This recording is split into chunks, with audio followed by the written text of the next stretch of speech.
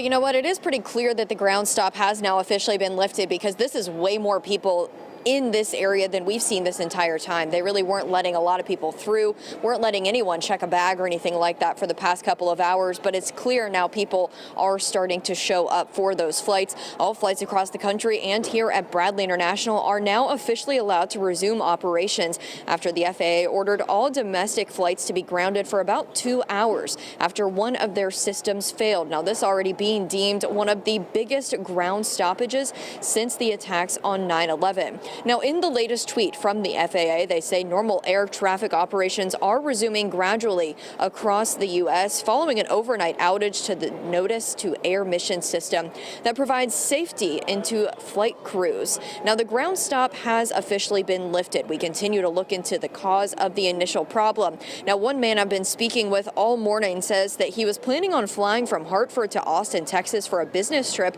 around 5:30 this morning, but was stopped in the middle of the boarding process for the grounding. He says they're now taking off. He just texted me within the last 10 seconds. He says they are on their plane. They are getting on the runway. It looks like they're taking off. So things here at Bradley International are now officially resuming. Oh, he just texted me right now. He says they're airborne. They are good to go. He's headed off to Dallas. But if you want to take a look at the video from just an hour or so ago, this is Terminal A at Bradley International, as hundreds of people were stranded at their gates waiting for that system to reboot and cleared for use again. Before the official order to ground all flights across the country, some airlines, such as United Airlines, tweeted saying they're choosing to ground all of their flights out of a precaution while that system is down. Other airlines followed their lead. Around 7 o'clock this morning, the FAA grounded all flights officially, stranding people across the country.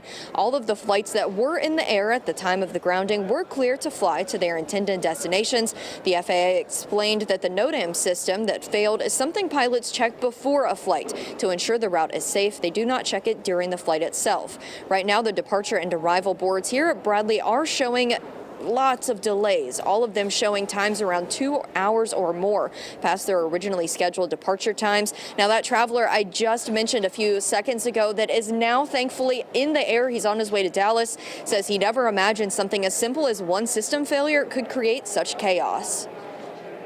I think it's a real question as to why we have one computer system that's capable of freezing the entire aviation system in the United States. And I think that's a fair question to ask. Why is it that we don't have redundancies and additional systems that can enable aviation travel to go on as planned, even in the event of a failure? So it's very worrisome that one system can stop the nation's aviation travel on a single day. And like I said, he just texted me from the air confirming that operations are resuming as normal as they can here at Bradley. The flights are taking off. They're really getting them out quickly because he took off at, well, 9:02, 2 minutes after that ground stoppage was lifted. So check your apps, check the social media for your airports today, because this will likely be a domino effect. I would say that a lot of delays are going to continue happening, especially at airports like here in Bradley and, of course, across the country. Live at Bradley International, Brooke Griffin, Fox 61 News.